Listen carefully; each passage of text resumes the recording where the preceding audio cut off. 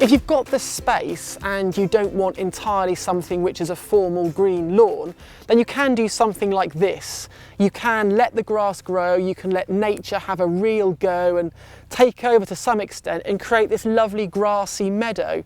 And it's amazing what actually will come up if you just allow a lawn which you may cut on a regular basis to do really good things. And nothing's actually being seeded in here. And what you can see is the range of different seed heads we've got from the grasses and the actual range of grasses that would make up a normal lawn mix.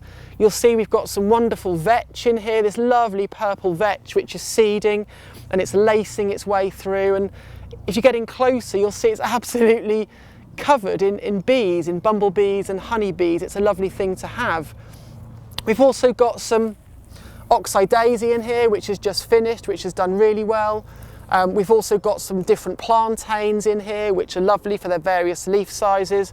And we've also had some hardy geraniums in here, some Meadow Cranesbill, which has been sort of working its way through.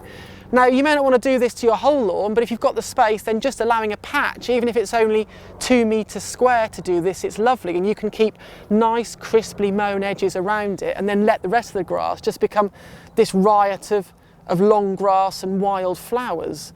Now, all we'll do with this in order to manage it is we'll run a scythe through here, probably about late July, early August.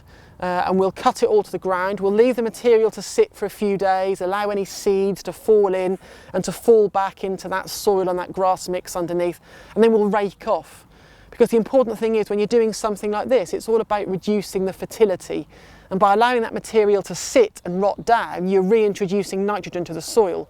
And what we actually want to do is reduce the nitrogen so as the grass weakens ever so slightly, and it gives a wonderful chance for the vetches, for the Oxeye Daisies, for the Achilleas, for things like that to come in and to actually make up this wonderful tapestry of grass and wild flowers. So you don't just have to have a grass that looks like a bowling green, you can also mix it up a little bit and have something where nature really has a helping hand. Hey!